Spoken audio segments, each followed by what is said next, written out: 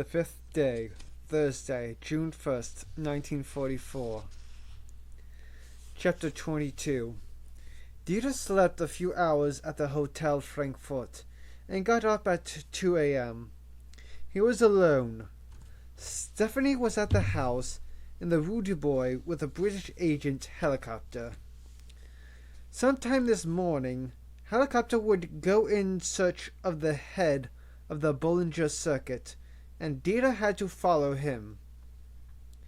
He knew helicopter would start at Michael Clariette's house, so he had decided to put a surveillance team there by first light. He drove to Saint-Cécile in the early hours, wading through the moonlit vineyards in his big car, and parked in front of the chateau. He went first to the photo lab in the basement. There was no one in the dark room, but his prints were there, pegged on a line to dry like laundry. He had asked for 2 copies of helicopter's picture of Flick, Clariette.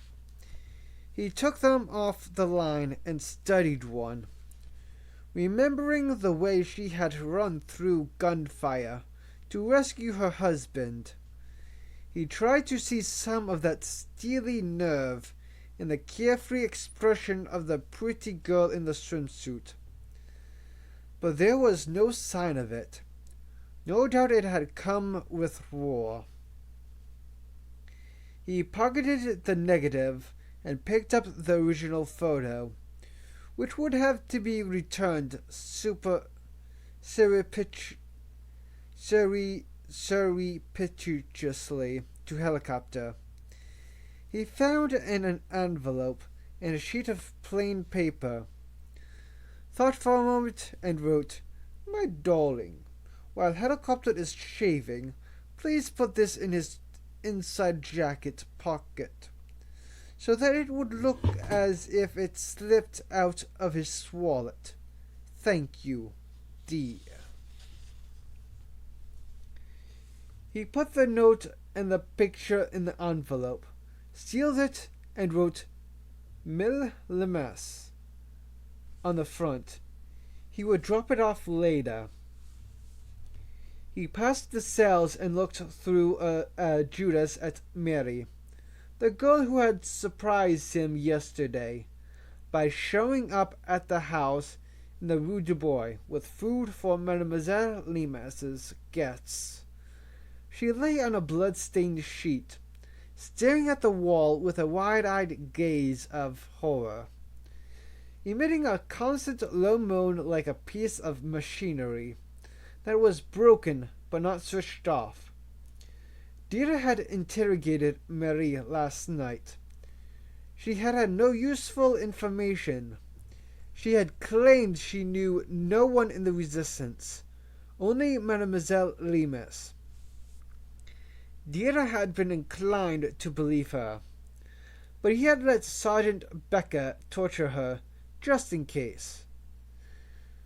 However, she had not changed her story, and he now felt confident that her disappearance would not alert the resistance to the impostor in the Rue du Bois. He suffered a moment of depression as he stared at the wrecked body. He remembered her coming up the path yesterday with a bicycle, a picture of vigorous health. She had been a happy girl, albeit foolish. She had made a simple mistake, and now her life was coming to a ghastly end. She deserved her fate, of course. She had helped terrorists. All the same, it was horrible to contemplate.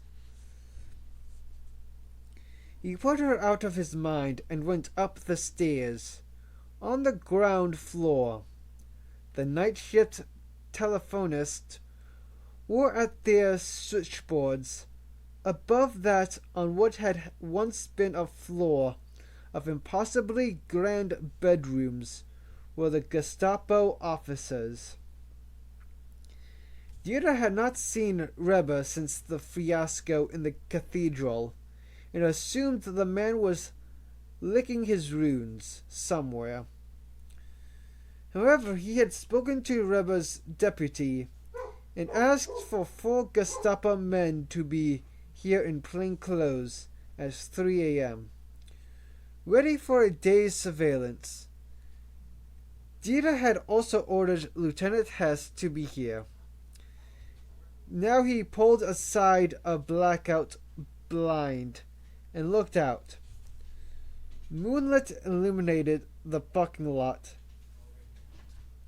and he could see Hans walking across the yard, but there was no sign of anyone else. He went to Rebbe's office and was surprised to find him there, alone, behind his desk, pretending to work on some papers by the light of a green-shaped lamp.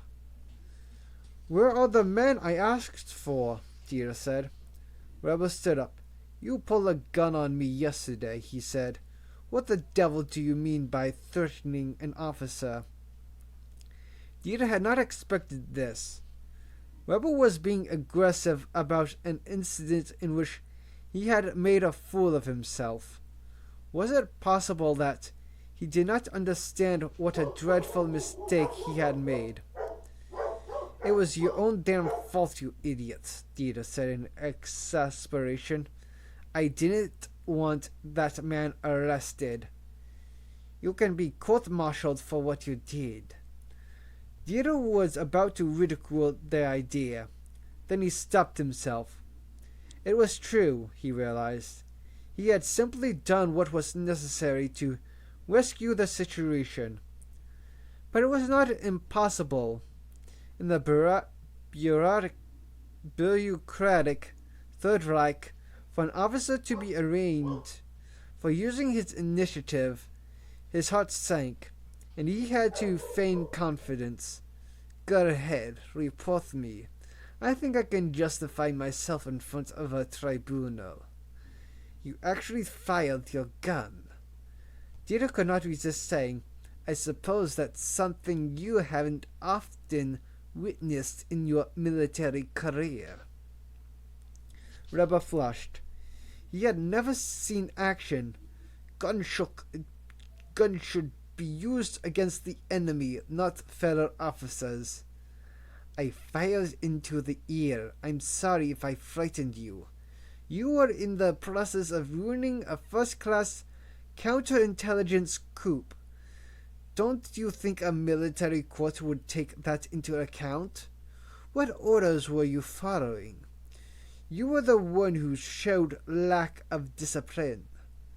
I arrested a British terrorist spy. And what's the point of that? He's just one. They have plenty more. But left to go free, he will lead us to others, perhaps many others. Your insubordination would have destroyed that chance. Fortunately for you, I saved you from a ghastly era."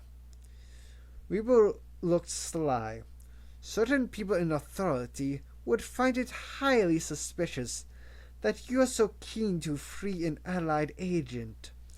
Dieter sighed. "Don't be stupid. I'm not some wretched Jewish shopkeeper to be frightened by the threat of malicious gossip. You can't pretend I'm a traitor. No one will believe you. Now where are my men? The spy must be arrested immediately." "No, he mustn't. And if you try, I'll shoot you." Where are the men?" "I refuse to assign much-needed men to such an irresponsible task." "You refuse?" "Yes." Dieter stared at him. He had not thought Rebbe brave enough or foolish enough to do this. What did you imagine will happen to you when the field marshal hears about this?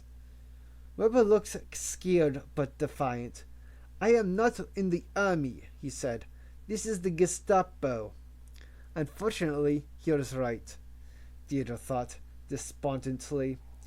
It was all very well for Walter Godel to order Dira to use Gestapo personnel instead of taking much needed fighting troops from the coast.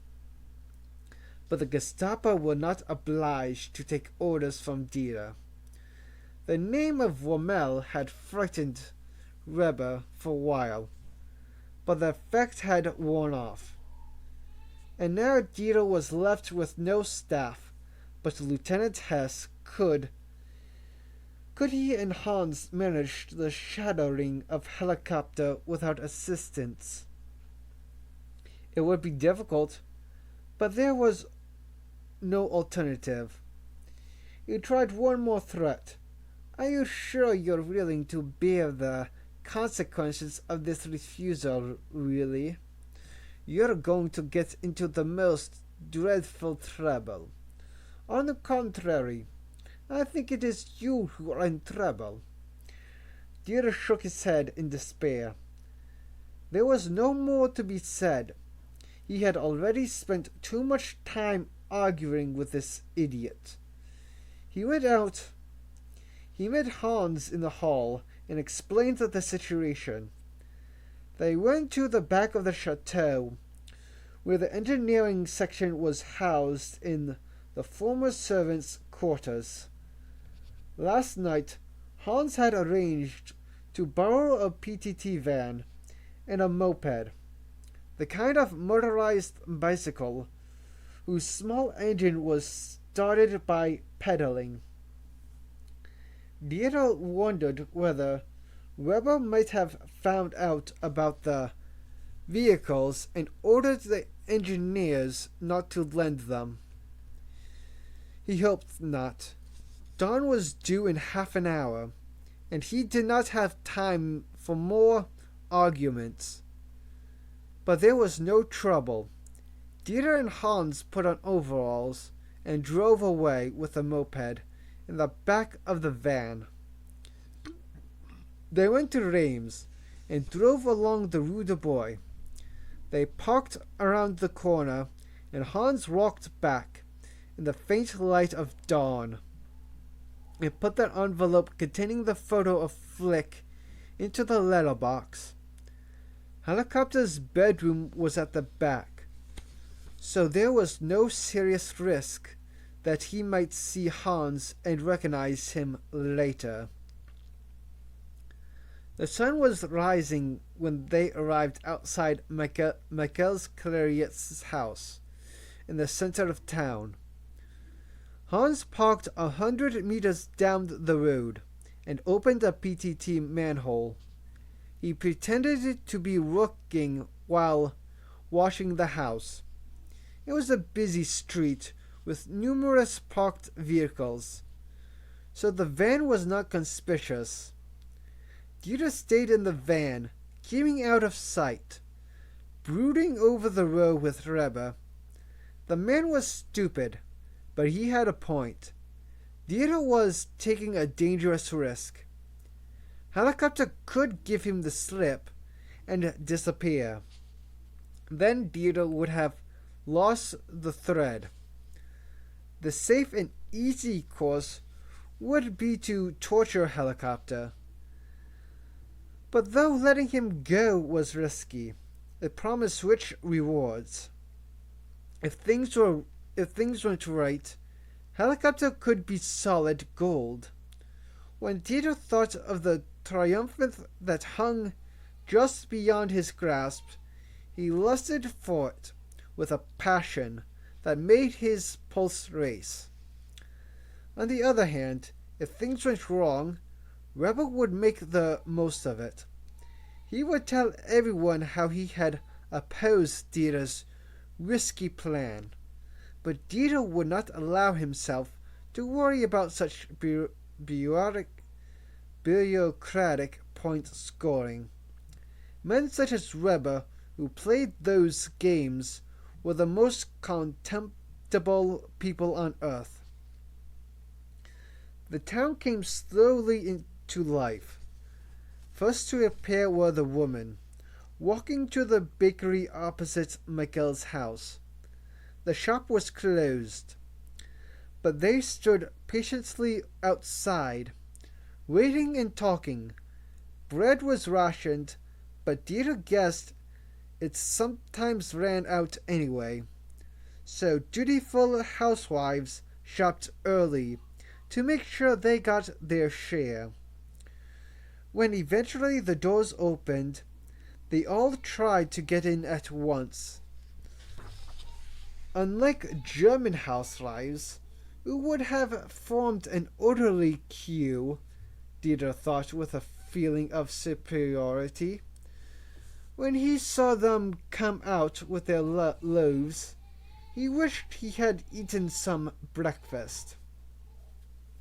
After that, the working men appeared in their boots and berets, each carrying a bag of cheap fiber case containing his lunch.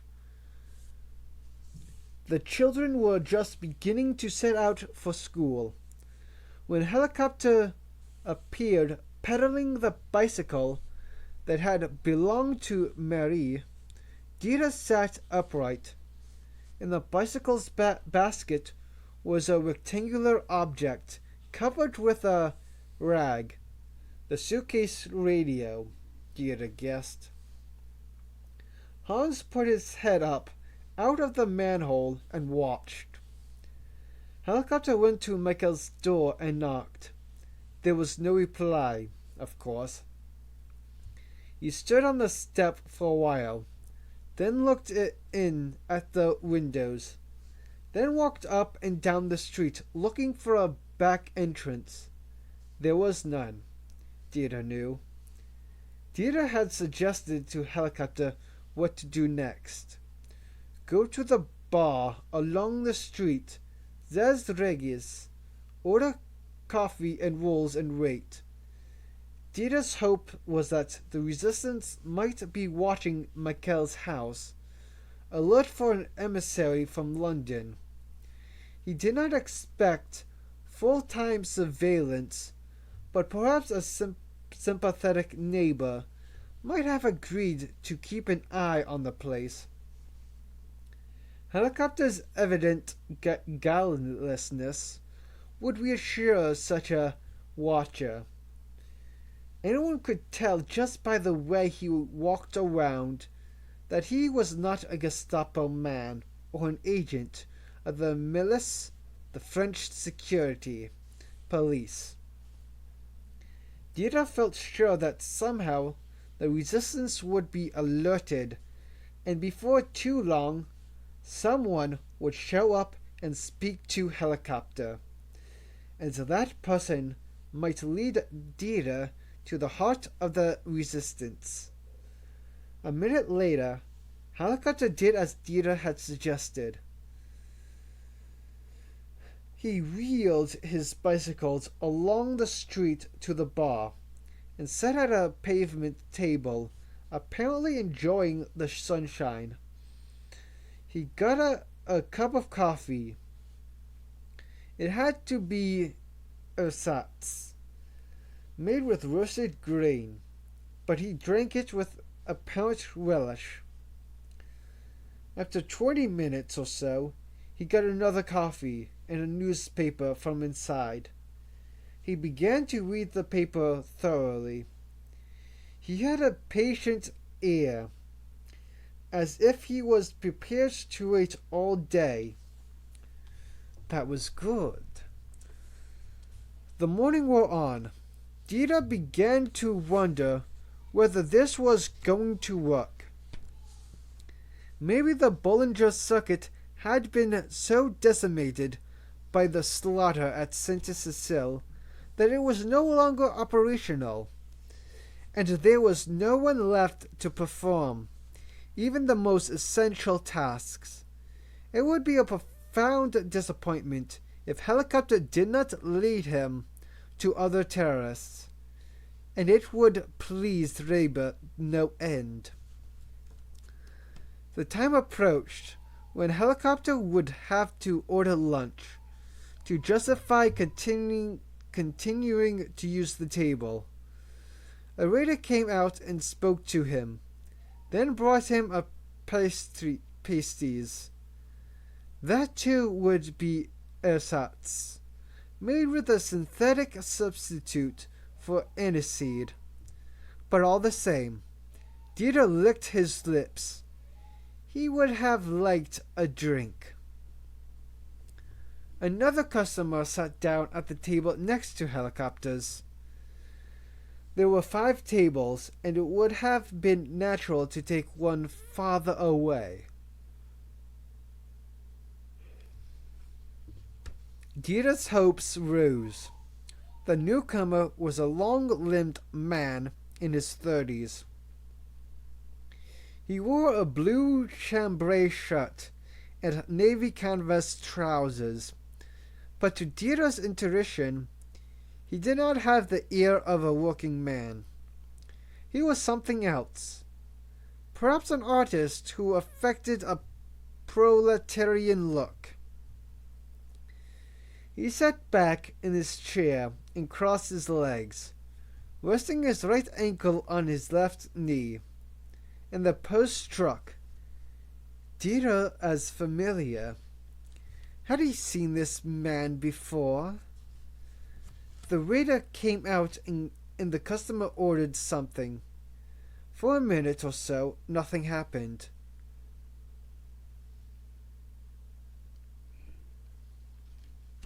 Was the man covertly studying Helicopter, or just waiting for his drink? The waiter brought a glass of pale beer on a tray. The man took a long pull and wiped his mouth with a satisfied ear. Dieter began to think gloomily that he was just a man with a thirst, but at the same time, he felt he had seen that mouth-wiping gesture before.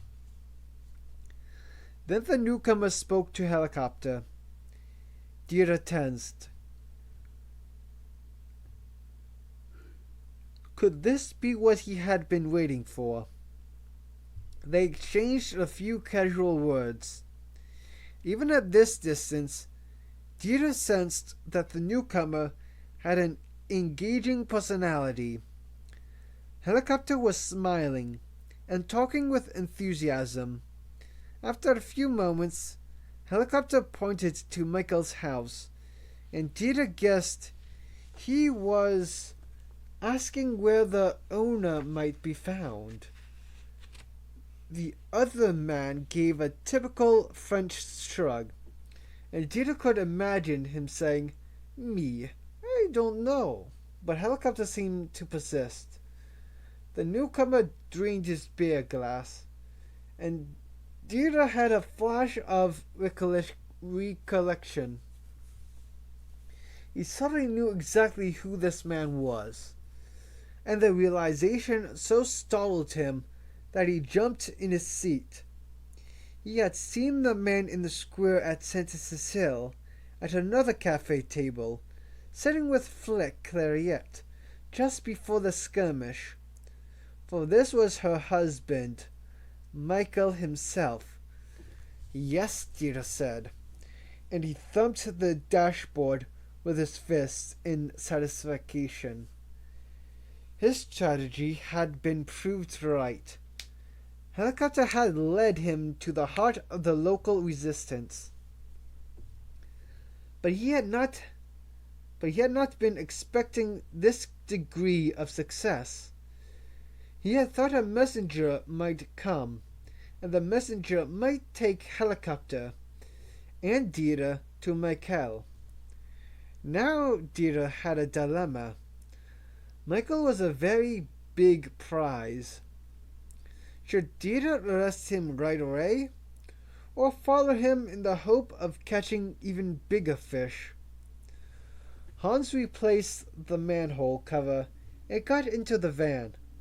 "Contact, sir?" "Yes." "What next?" Dieter did not know what to do next. Arrest Michael or follow him? Michael stood up and Helicopter did the same. Dieter decided to follow them. "What shall I do?" Hans said anxiously. "Get out the bike, quick." Hans opened the door back doors of the van and took out the moped. The two men put money on the cafe tables and moved away.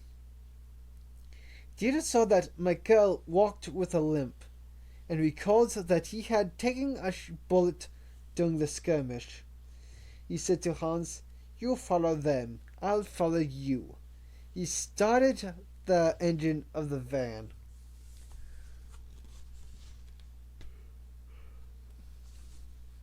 Hans climbed on the moped and started pedaling, which fired the engine.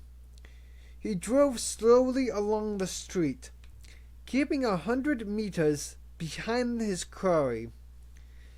Dieter followed Hans. Michael in helicopter turned a corner. Following a minute later, Dieter saw that they had stopped to look in a shop window. It was a pharmacy. They were not shopping for medicines, of course. This was a precaution against surveillance. As Dieter drove by, they turned and headed back the way they had come. They would be watching for a vehicle that made a U-turn, so Dieter could not pursue them. However, he saw Hans pull behind a truck and turn back, remaining on the far side of the street, but keeping the two men in sight. Dieter went around the block and caught up with them again. Michael and helicopter were approaching the railway station, with Hans still following. Dieter asked himself whether they knew they were being followed. The trick at the pharmacy might indicate that they were suspicious. He did not think they had noticed the PTT van, for he had been out of their sight most of the time. But they could have spotted the moped, most likely. Dieter thought. The reversal of direction was a precaution taken routinely by Michael, who was presumably an experienced undercover operator. The two men crossed the gardens in front of the station. There was no flowers in the beds, but a few trees were blossoming in defiance of the war. The station was a solidly classical building with pilasters and pediments, heavyweight and over-decorated, no doubt, like the 19th century businessmen who had built it. What would Dieter do if Michael and helicopter caught a train? It was too risky for Dieter to get on the same train. Helicopter would certainly recognize him, and it was even possible that Michael might remember him from the square at Sainte-Cécile. No, Hans would have to board the train, and Dieter would follow by road. They entered the station through one of the three classical arches. Hans left his moped and followed them inside. Dieter pulled up and did the same. If the two men went to the booking office, he would tell Hans to stand behind them in the queue and buy a ticket to the same destination. They were not at the ticket window. Dieter entered the station just in time to see Hans go down a flight of steps to the tunnel beneath the lines that connected the platforms. Perhaps Michael had bought tickets in advance. Dieter thought. That was not a problem. Hans would just get on the train without a ticket. On either side of the tunnel, steps led up to the platforms. Dieter followed Hans past all the platform entrances. Sensing danger, He quickened his pace as he mounted the stairs to the station's rear entrance. He caught up with Hans, and they emerged together into the Rue de Courcelles. Several of the buildings had been bombed recently, but cars were parked on those stretches of the road that were clear of rubble. Dieter scanned the street, fear leaping in his chest. 100 meters away, Michael and Helicopter were jumping into a black car. Dieter and Hans would never catch them. Dieter put his hand on his gun, but the range was too great for a pistol. The car pulled away. It was a black Renault Monocoque, one of the commonest cars in France. Dieter could not read its license plate. It tore off along the street and turned a corner. Dieter cursed. It was a simple ploy, but infallible. By entering the tunnel, they had forced their pursuers to abandon their vehicles. Then they had a car waiting at the other side, enabling them to escape. They may not even have detected their shadows, like the change of direction outside the pharmacy. The tunnel trick had probably been a routine precaution. Dieter sank into gloom. He had gambled and lost. Rebel would be overjoyed. "What do we do now?" said Hans. "Go back to Sainte-Cécile." They returned to the van, put the moped in the back, and drove to headquarters. Dieter had just one ray of hope. He knew Helicopter's times for radio contact and the frequencies assigned to him. That information might yet be used to recapture him. The Gestapo had a sophisticated system, developed and refined throughout the war, for detecting illicit broadcasts and following them to their source. Many Allied agents had been captured that way. As British training improved, so the wireless operators had adopted better security precautions, always broadcasting from a different location, never staying on air longer than 15 minutes. But careless ones could still be caught.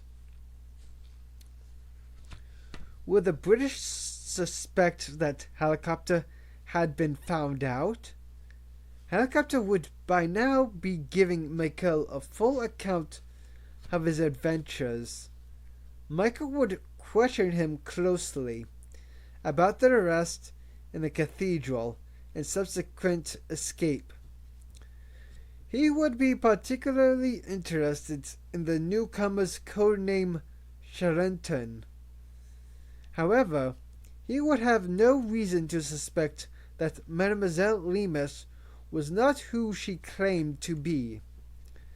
Michael had never met her, so he would not be alerted even if Helicopter happened to mention that she was an attractive young redhead rather than a middle-aged spinster, and Helicopter had no idea that his one-time pad and his silk handkerchief had been meticulously copied out by Stephanie, or that his frequencies had been noted from the yellow wax crayon marks on the dials by Dieter.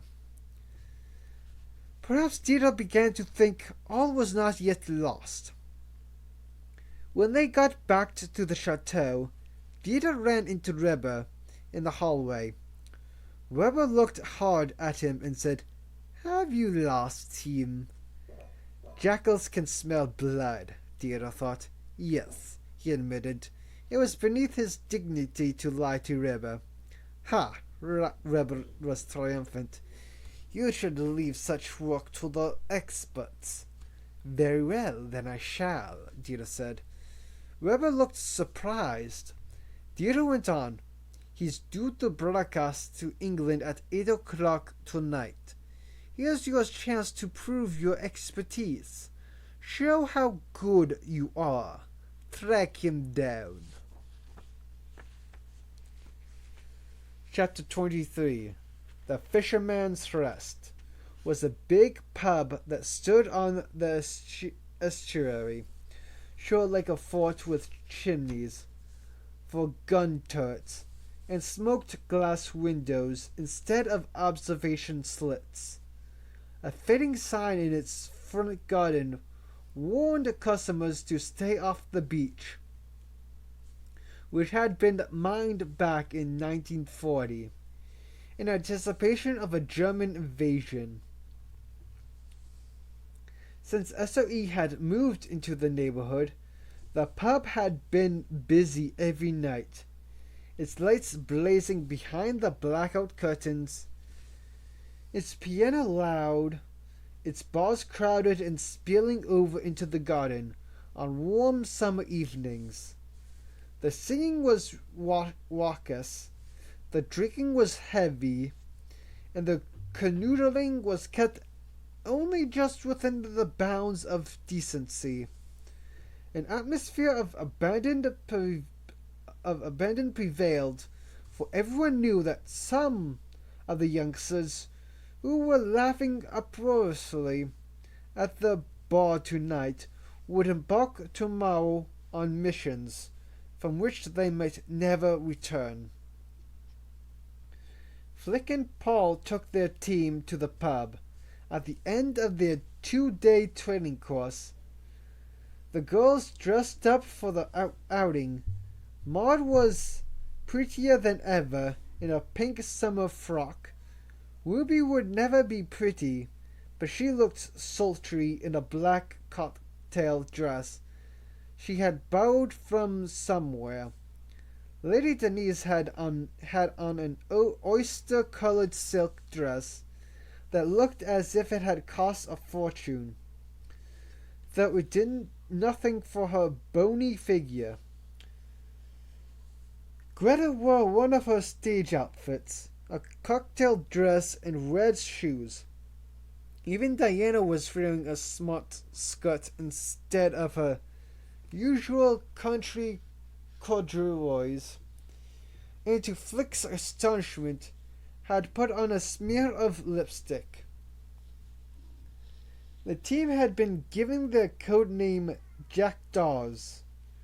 They were going to parachute in near Reims, and Flick remembered the legend of the Jackdaw of Reims, the bird that stole the bishop's ring.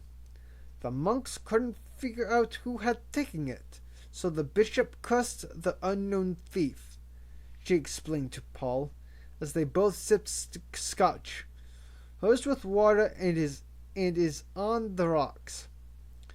Next thing they knew, the jackdaw appeared all bedraggled, and they realized he was suffering from the effects of the curse, and must be the culprit. I learned the whole thing at school. The day was gone, the night came on. The monks and the friars, they searched till dawn. When the sacristan saw, on crumpled claw, come limping a poor little lame jackdaw, no longer gay, as on yesterday, his feathers all seemed to be turned the wrong way. His pinions drooped, he could hardly stand. His head was as bald as the palm of your hand, his eyes so dim, so wasted each limb, that heedless of grammar, they all cried, "That's him." Sure enough, they found the ring in his nest. Paul nodded, smiling. Flick knew he would have nodded and smiled in exactly the same way if she had been speaking Icelandic. He did not care what she said. He just wanted to watch her. She did not have vast experience, but she could tell when a man was in love, and Paul was in love with her. She had got through the day on autopilot. Last night's kisses had shocked and thrilled her. She told herself that she did not want to have an illicit affair. She wanted to win back the love of her faithless husband. But Paul's passion had upended her priorities. She asked herself angrily why she should stand in line for Mikkel's affections when a man such as Paul was ready to throw himself at her feet. She had very nearly let him into her bed. In fact, she wished he had been less of a gentleman. For it he had ignored her refusal and climbed between the sheets. She might have given in. At other moments, she was ashamed that she had even kissed him. It was frightfully common. All over England, girls were forgetting about husbands and boyfriends on the front line and falling in love with visiting American servicemen. Was she as bad as those empty-headed shop assistants who went to bed with their Yanks just because they talked like movie stars? Worst of all, her feelings for Paul threatened to distract her from the job. She held in her hands the lives of 6 people, plus a crucial element in the invasion plan, and she really did not need to be thinking about whether his eyes were hazel or green. He was no matinee idol. Anyway, with his big chin and his shot-off ear, although there was a certain charm to his face. "What are you thinking?" he said. She realized she must have been staring at him. "Wondering whether we can pull this off," she lied. We can, with a little luck. I've been lucky so far." Maud sat herself next to Paul. "Speaking of luck," she said, batting her eyelashes, "can I have one of your cigarettes?" "Help yourself." He pushed the Lucky Strike pack along the table. She put a cigarette between her lips, and he lit it. Flick glanced across to the bar and caught an irritated look from Diana. Maud and Diana had become great friends, and Diana had never been good at sharing. So why was Maud flirting with Paul? To annoy Diana, perhaps. It was a good thing Paul was not coming to France, Flick thought. He could not help being a disruptive influence in a group of young women. She looked around the room. Jelly and Percy were playing a gambling game called Spoof, which involved guessing how many coins the other player held in a closed fist. Percy was buying round after round of drinks. This was deliberate. Flick needed to know what the Jackdaws were like under the influence of booze. If any of them became rowdy, indiscreet, or aggressive, she would have to take precautions once they were in the field.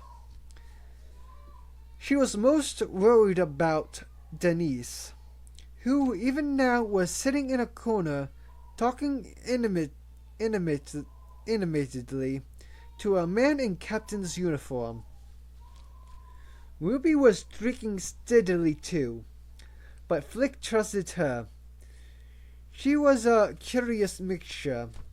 She could barely read or write, and had been hopeless in classes on map reading and encryption, but nevertheless, she was the brightest and most intuitive of the group.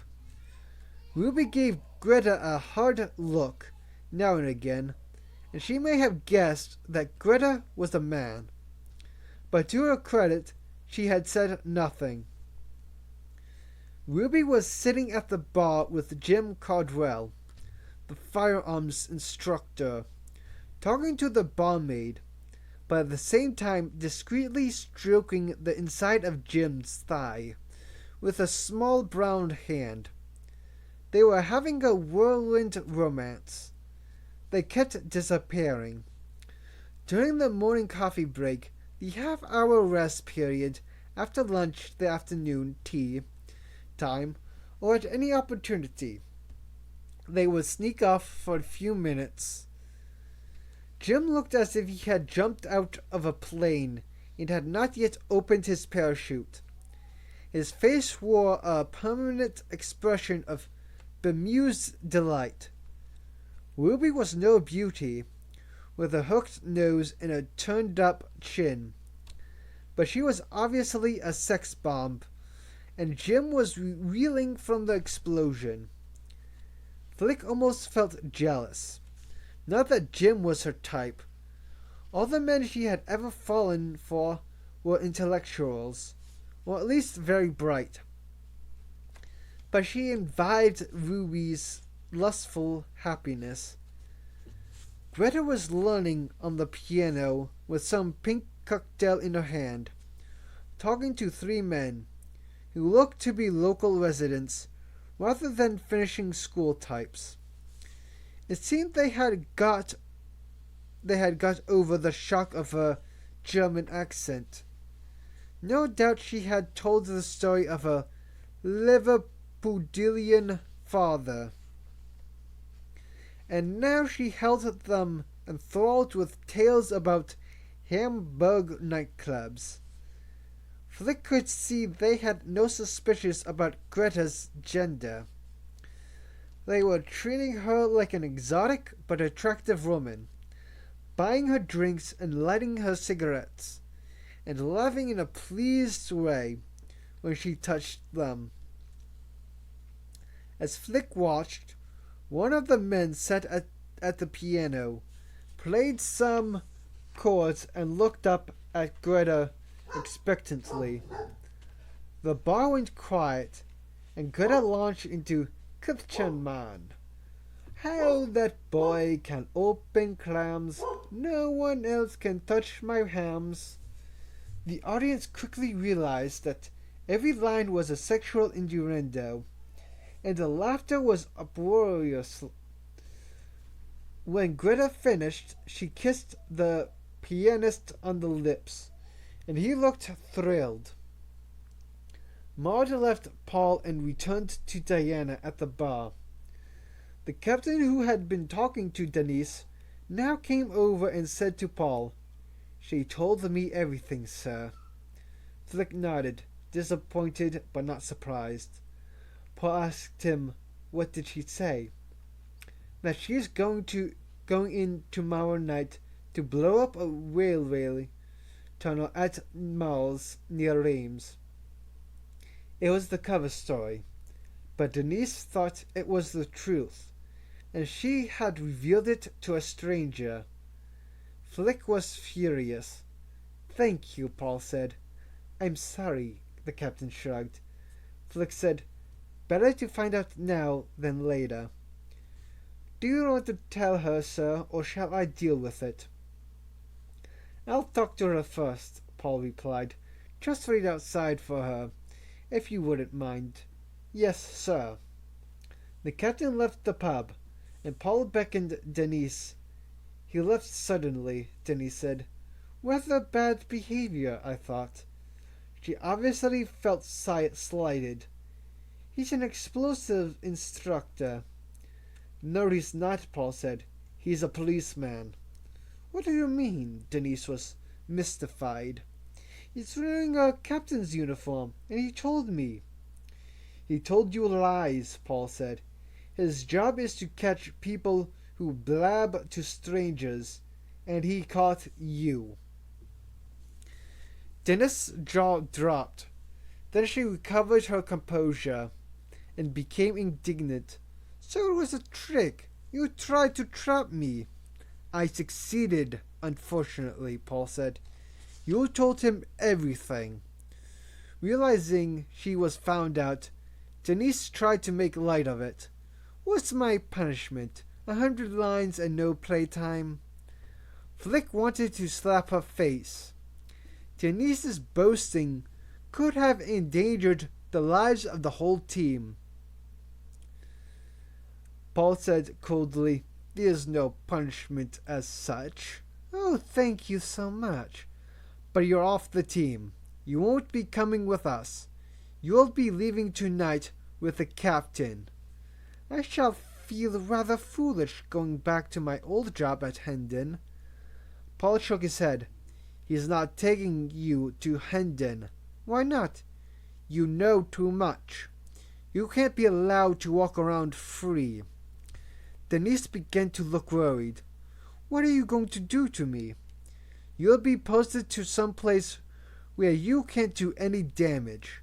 I believe it's usually an isolated base in Scotland, where their main function is to file regimental accounts. That's as bad as prison. Paul reflected. For a moment they nodded, almost. For how long? Denny said in dismay. Who knows? Until the war's over, probably. You absolute rotter, Denny said fiercely. I wish I'd never met you. You may leave now, said Paul, and be grateful I caught you. Otherwise, it might have been the Gestapo. Denise stalked out. Paul said, I hope that wasn't unnecessarily cruel. Flick did not think so. The silly cow deserved a lot worse. However, she wanted to make a good impression on Paul. Josie said, no point in crushing her. Some people just aren't suited to this work. It's not her fault. Paul smiled. You're a rotten liar, he said. You think I was too easy on her, don't you? I think crucifixion would be too easy on her, Flick said angrily. But Paul laughed, and his humor softened her wrath until she had to smile. I can't pull the wool over your eyes, can I? I hope not. He became serious again. It's fortunate that we had one team member more than we really needed. We could afford to lose Denise. But now we're down to the bare minimum, Flick stood up wearily. We'd better get the rest to bed. This will be their last decent night's sleep for a while. Paul looked around the room. I don't see Diana and Maud. They must have stepped out for a breath of air. I'll find them. If you round up the rest. Paul nodded agreement, and Flick went outside. There was no sign of the two girls. She paused for a moment to look at the evening light glowing on the calm water of the estuary. Then she walked around the side of the pub to the parking lot. A tan-colored Army Austin was pulling away, and Flick glimpsed Denise into the back, crying. There was no sign of Diana or Maud. Frowning, puzzled, Flick crossed the tarmac and went to the back of the pub. She came to the yard with old barrels and stacked crates. Across the yard was a small outbuilding with a wooden door that stood open. She went in. At first she could see nothing in the gloom, but she knew she was not alone, for she could hear breathing. Instinct told her to remain silent and still. Her eyes adjusted to the dim light. light. She was in a tool shed with neat rows of wrenches and shovels on hooks, and a big lawn mower in the middle of the floor. Diana and Maud were in a far corner. Maud was leaning against the wall, and Diana was kissing her. Flick's jaw dropped. Diana's blouse was undone, revealing a large, severely practical brassiere. Maud's pink gingham skirt was tucked up around her waist. As the picture became clearer, she saw that Diana's hand was thrust down the front of Maud's panties. Flick stood there for a moment, frozen with shock. Maud saw her and met her eye. "Have you had a good look?" she said saucily. "Or do you want to take a photo?" Diana jumped, snatching her hand away and stepping back from Maud. She turned around and a look of horror came over her face. "Oh my God," she said. She pulled the front of her blouse together with one hand and covered her mouth with the other in a gesture of shame. Flick stammered, I just came to say we're leaving." Then she turned around and stumbled out.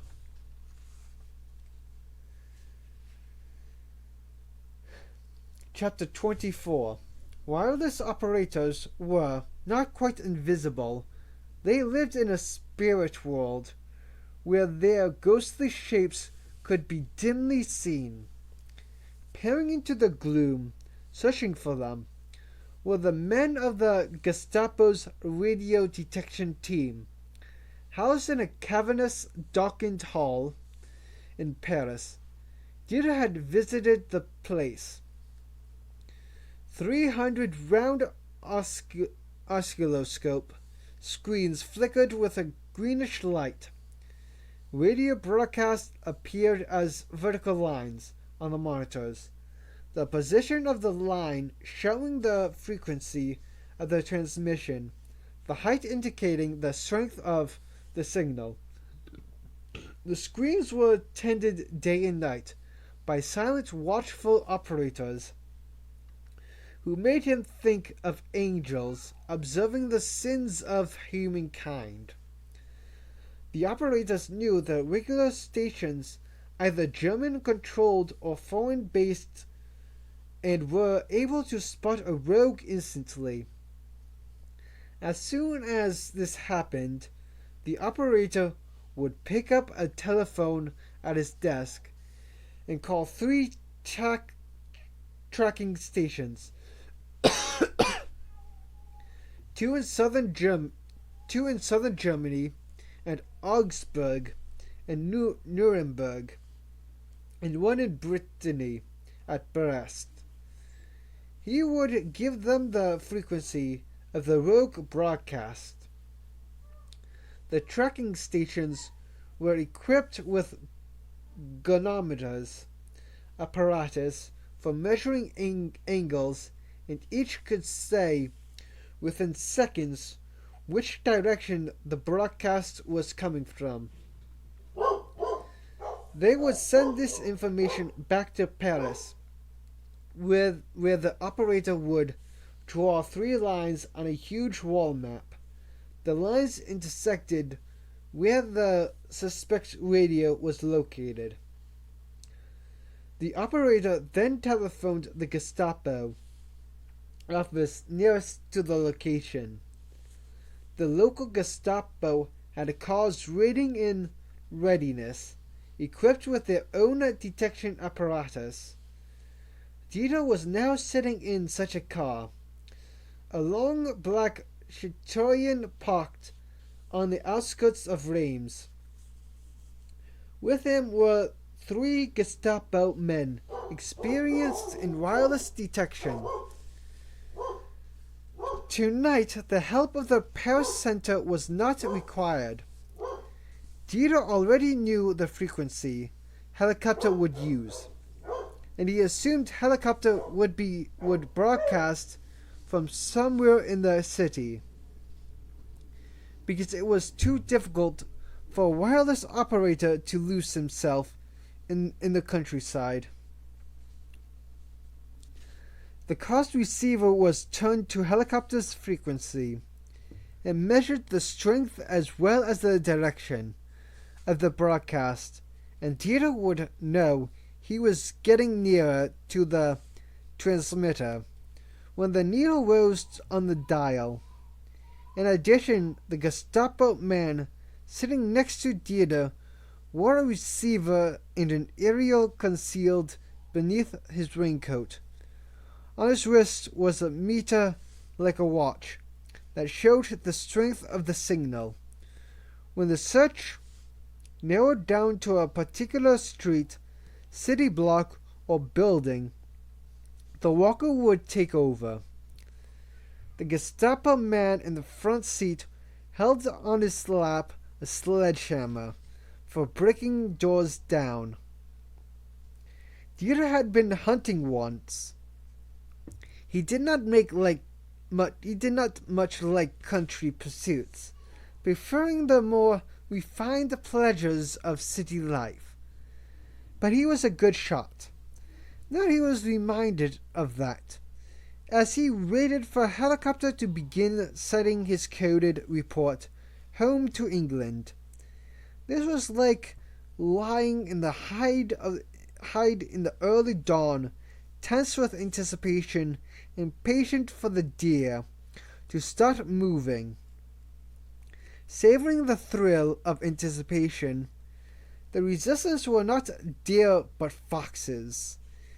Dieter thought skulking in their holes, coming out to cause carnage in the chicken house, then going to earth again. He was mortified to have lost helicopter.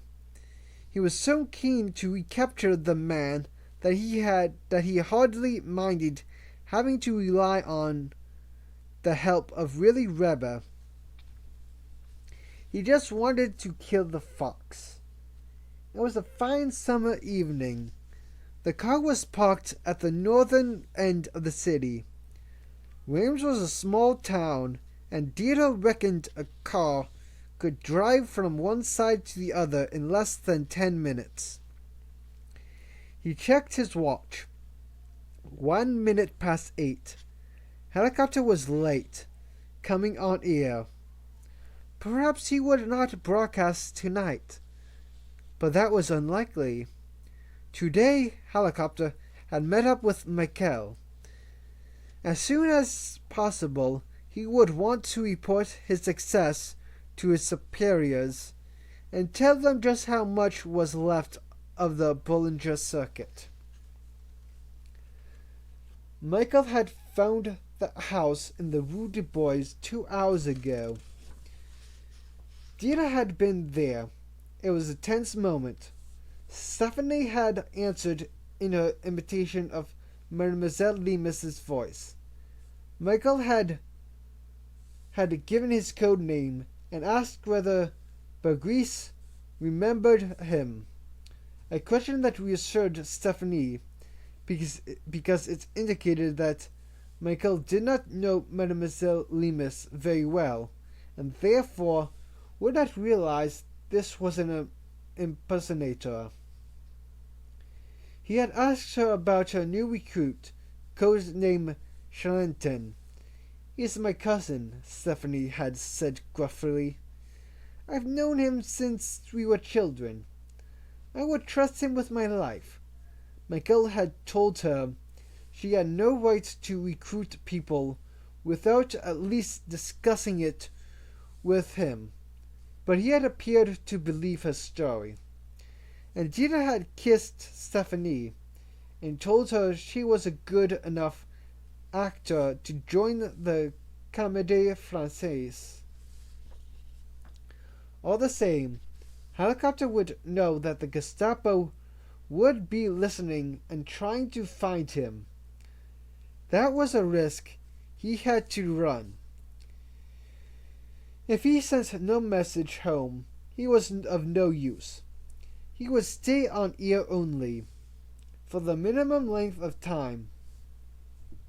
If he had a lot of information to send, he would break it into 2 or more messages and send them from different locations. Dieter's only hope was that he would be tempted to stay on the ear just a little too long. The minutes ticked by. There was silence in the car. The men smoked nervously. Then at 8:05, the receiver beeped. By pre-arrangement, the driver set off immediately. Driving south, the signal grew stronger, but slowly making Dieter worry that they were not heading directly to for the source. Sure enough, as they passed the cathedral in the center of town, the needle fell back. In the passenger seat, a Gestapo man talked into a short-wave radio. He was consulting with someone in a radio detection truck a mile away. After a moment, he said, "Northwest quarter." The driver immediately turned to rest, and the signal began to strengthen. "Got you," Dieter breathed. But 5 minutes had elapsed. The car raised rest, and the signal strengthened as helicopter continued to tap on the Morse key of his suitcase radio in his hiding place. A bathroom, an attic, a warehouse, somewhere in the northwest of the city. Back at the chateau of Saint-Cécile, a German radio operator had turned to the same frequency and was taking down the coded message. It was also being registered on a wire recorder later. Dieter would decrypt it, using the one-time pad copied by Stephanie. But the message was not as important as the messenger. They entered a neighborhood of large old houses, mostly decrepit and subdivided into small apartments and bed-sitting rooms for students and nurses. The signal grew louder, then suddenly began to fade. Overshoot, said the Gestapo man in the front passenger seat. The driver reversed the car, then braked. 10 minutes had passed. Dieter and the 3 Gestapo men sprang out. The one with the portable detection unit under his raincoat walked rapidly along the pavement, consulting his wrist dial constantly, and the others followed. He went 100 meters, then suddenly turned back. He stopped and pointed to a house. "That one," he said, "but the transmission has ended." Dieter noticed that there were no curtains in the windows. The resistance liked to use derelict houses for their transmissions. The Gestapo man carrying the sledgehammer broke the door down with 2 blows. They all rushed in. The floors were bare, and the place had a musty smell. Dieter threw open a door and looked into an empty room. Dieter opened the door of the back room.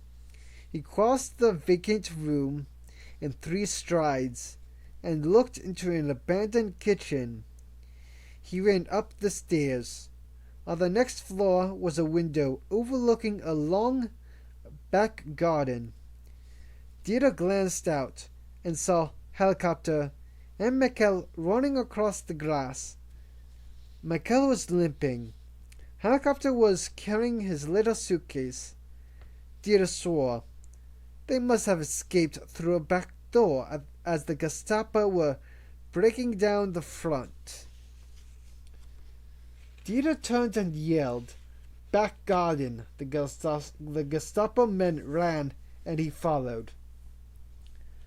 As he reached the garden, he saw Michael and Helicopter scrambling over the back fence into the grounds of another house. He joined in the chase, but the fugitives had a long lead.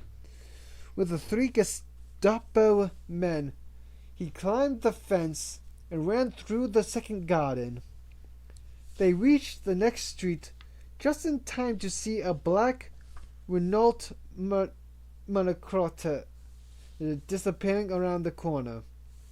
Hell, Gita said, for the second time in the day. Helicopter had slipped through his grasp. Chapter 25. When they got back to the house, Flick made cocoa for the team. It was not regular practice for officers to make cocoa for their troops, but in Flick's opinion, that only showed how little the army knew about leadership. Paul stood in the kitchen, watching her as she waited for the kettle to boil. She felt his eyes on her like a caress. She knew what he was going to say, and she had prepared her reply. It would have been easy to fall in love with Paul, but she was not going to betray the husband who was risking his life fighting the Nazis in occupied France. However, his question surprised her. What will you do after the war? I'm looking forward to being bored, she said. He laughed. You've had enough excitement. Too much. She thought for a moment. I still want to be a teacher. I like to share my love of French culture with young people. Educate them about French literature and painting, and also about less highbrow things like cooking and fashion. So you'll become a Don, finish my doctorate, get a job at a university, be condescended to be narrow-minded old male professors, maybe write a guidebook to France or even a cookbook. Sounds tame after this. It's important, though. The more young people know about foreigners, the less likely they are to be as stupid as we were and go to war with their neighbors. I wonder if that's right. What about you? What's your plan for after the war? Oh, mine is real simple. I want to marry you and take you to Paris for a honeymoon. Then we'll settle down and have children. She stared at him.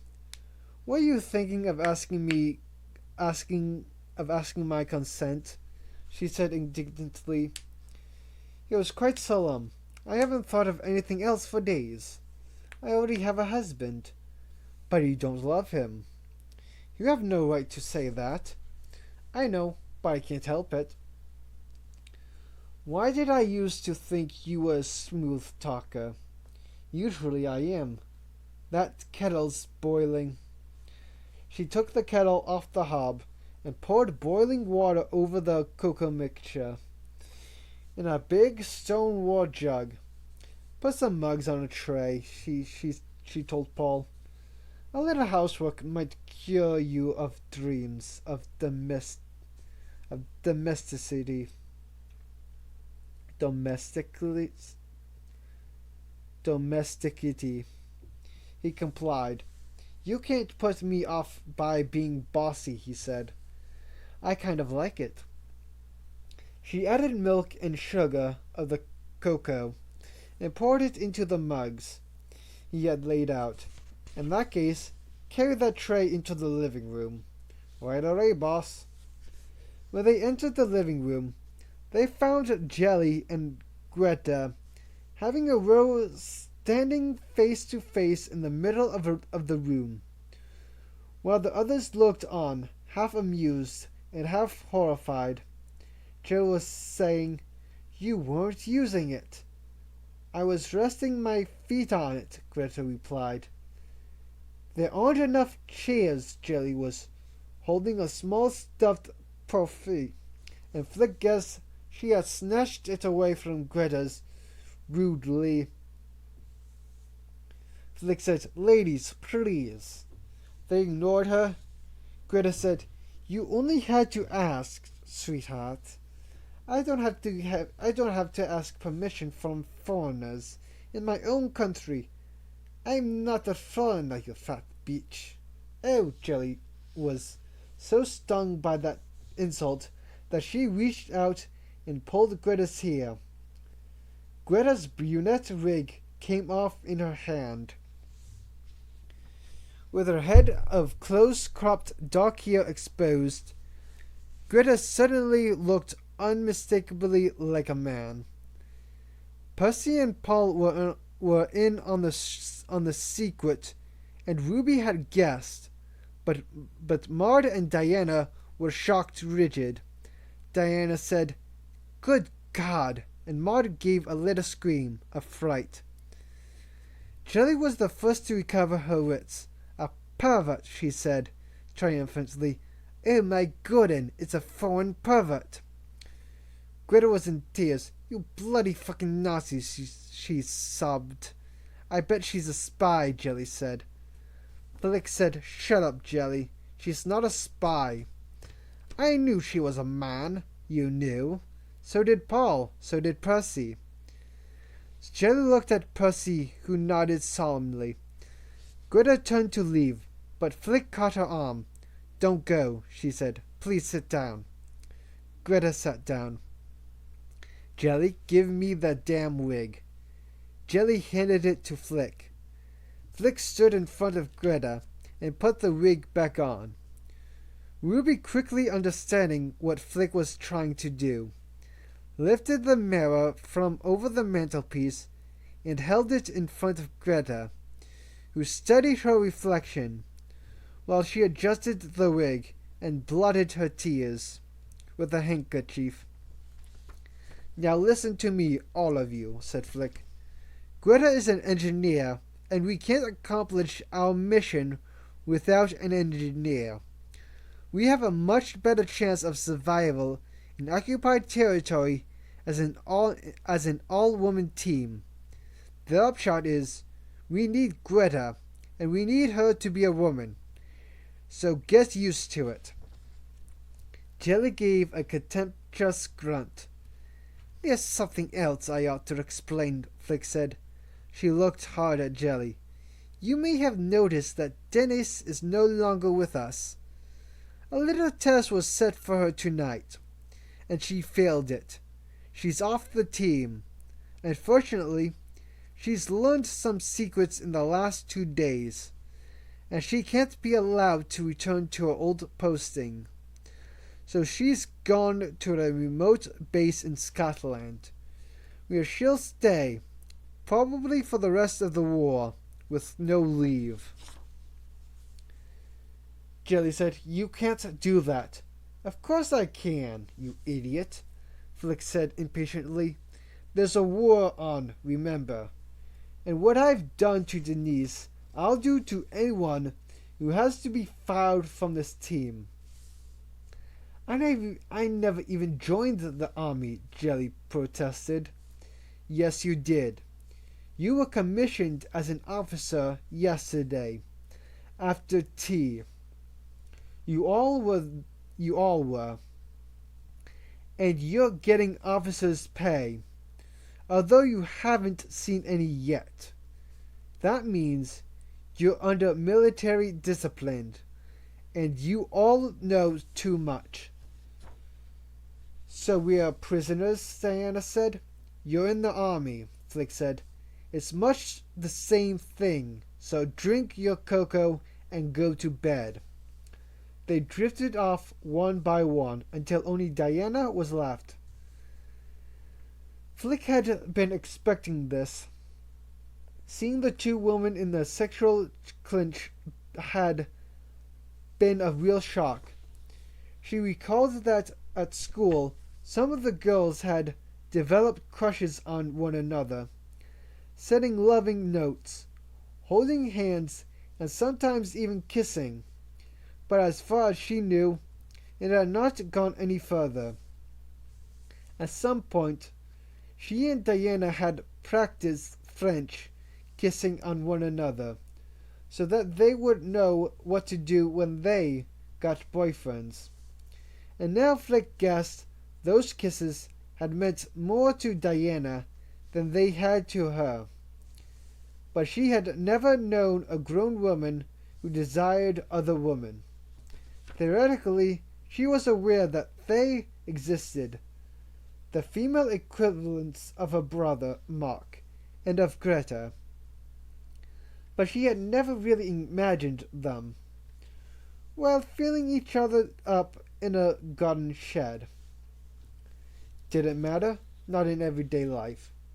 Mark and his kind were happy, or at least they were when people left them alone. But would Diana's relationship with Maud affect this mission? Not necessarily. Flick herself worked with her husband in the Resistance, after all. This was not quite the same, admittedly. A passionate new romance might prove a distraction. Flick could try to keep the two lovers separate, but that might make Diana even more insubordinate, and the fear could just as easily be an inspiration. Flick had been trying desperately to get the women to work together as a team, and this might help. She had decided to leave well enough alone, but Diana wanted to talk. "It's not what it seems, really, it isn't," Diana said without preamble. "Christ, you've got to believe me. It was just a stupid thing, a joke. Would you like more cocoa?" Flick said. "I think there's some left in the jug." Diana stared at her, nonplussed. After a moment, she said, "How can you talk about cocoa?" "I just want you to calm down and realize that the world is not going to come to an end simply because you kissed Maud. You kissed me once, remember?" I knew you'd bring that up. But that was just kid stuff. With Maud, it wasn't just a kiss. Diana sat down. Her proud face crumpled, and she began to cry. "You know it was more than that. You could see, oh God, the things I did. What on earth did you think?" Flick chose her words carefully. "I thought the two of you looked very sweet." Sweet. Diana was incredulous. "You weren't disgusted." "Certainly not. Maud is a pretty girl, and you appear to have fallen in love with her." "That's exactly what happened. So stop being ashamed." "How can I not be ashamed? I'm queer." "I wouldn't look at it that way if I were you. You ought to be discreet to avoid offending narrow-minded people such as Jelly. But there's no need for shame." "Will I always be like this?" Flick considered. The answer was probably yes, but she did not want to be brutal. "Look," she said, "I think some people like Maud just love to be loved, and they can be made happy by a man or a woman. In truth, Maud was shallow, selfish, and tawty, but Flick suppressed that thought firmly. Others are more inflexible," she went on. "You should keep an open mind. I suppose that's the end of the mission for me and Maud." "It most certainly is not. You'll still take us?" "I still need you, and I don't see why this should make any difference." Diana took out a handkerchief and blew her nose. Flick got up and went to the window, giving her time to recover her composure. After a minute, Diana spoke in a calmer voice. "You're frightfully kind," she said, with a touch of her old hauteur. "Go to bed," Flick said. Diana got up obediently. "And if I were you, what? I'd go to bed with Maud." Diana looked shocked. Flick shrugged. "It may be your last chance," she said. "Thank you," Diana whispered. She stepped toward Flick and spread her arms. as if to hug her. Then she stopped. "You may not want me to kiss you," she said. "Don't be silly," Flick said, and embraced her. "Good night," said Diana. She left the room. Flick turned and looked out the garden. The moon was 3/4 full in a few days' time. It would be full, and the Allies would invade France. A wind was disturbing the new leaves in the forest. The weather was going to change. She hoped there would not be a storm in the English Channel. The entire invasion plan could be ruined by the capricious British climate. She guessed a lot of people were praying for good weather. She ought to get some sleep. She left the room and climbed the stairs. She thought of what she had said to Diana. "I'd go to bed with Maud. It may be your last chance." She hesitated outside Paul's door. It was different for Diana. She was single. Flick was married. But it might be her last chance. She knocked at the door and stepped in. Chapter 26. Sunken Gloom. Dieter returned to the chateau at Saint-Cécile in the Citron with the radio detection team. He went to the wireless and listening room, the bomb-proofed basement. Willy Weber was there, looking angry. The one consolation from tonight's fiasco, Dieter thought, was that Weber was not able to crow that he had succeeded where Dieter had failed. But Dieter could have put up with all the triumphalism Weber could muster in return for having helicopter in the torture chamber. "You have the message that he sent?" Dieter asked. Weber handed him a carbon copy of the typed message. It has already been sent to the cryptanalysis office in Berlin. Dieter looked at the meaningless strings of letters. They won't be able to decode it. He's using a one-time pad. He folded the sheet and slipped it into his pocket. "What can you do with it?" Weber said. "I have a copy of his code book," Dieter said. It was a petty victory, but he felt better. Weber swallowed. "The message may tell us where he is. Yes, he's secluded. Yes, he's scheduled to receive a reply at 11 p.m. He looked at his watch. It's a few minutes before 11. Let's record that and I will decrypt the two together." Weber left. Dieter waited in the windowless room. On the dot of 11, a receiver tuned to helicopter's listening frequencies began to chatter with the long and short beeps of Morse. An operator wrote the letters down, while at the same time a wire recorder ran. When the chattering stopped, the operator pulled a typewriter toward him and typed out what he had on his notepad. He gave Dieter a carbon copy. The two messages could be everything or nothing. Dieter thought as he got behind the wheel of his own car.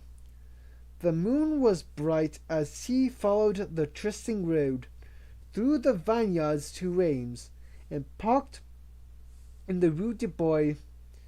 It was good weather for invasion. Stephanie was waiting for him in the kitchen of Mademoiselle Lemus's house. He put the coded message on the table and took out the copies Stephanie had made of the pad and the silk handkerchief. He rubbed his eyes and began to decode the first message. The one helicopter had sent, writing the decrypt on the scratch pad. Mademoiselle Lemus had used to make her shopping lists. Stephanie brewed a pot of coffee. She looked over his shoulder for a while, asked a couple of questions, then took the second message and began to decode it herself. Dita's decrypt gave a concise account of the incident at the cathedral, naming Dita as Charlton, and saying he had been recruited by Bergis, Mademoiselle Lemus, because she was worried about the security of the rendezvous, and said Monette, Michael, had taken the unusual step of phoning Bergis to confirm that Charlton was trustworthy, and he was satisfied. It lists the code names of those members of the Bollinger Circuit who had not fallen into the battle last Sunday, and we were still active. There were only 4. It was useful, but it did not tell him where to find the spies. He drank a cup of coffee while he waited for Stephanie to finish. She handed him a sheet of paper, covered with her flamboyant handwriting. When he read it, he could hardly believe his luck. It said, "Prepare, receive, group of 6 number. Parachutists, codenamed Jackdaws. Leader, Leopardus. Arriving 11 Pip. Emma Friday, 2nd June. Champ de Pierre." "My God," he whispered. Champ de Pierre was the code name, but Dita knew what it meant, for Gaston had told him during the very first interrogation. It was a drop zone in a pasture outside Châtel, a small village 5 miles from Reims. Dita now knew exactly where a helicopter and Michael would be tomorrow night, and could pick them up. He could also capture 6 more Allied agents as they parachuted to Earth.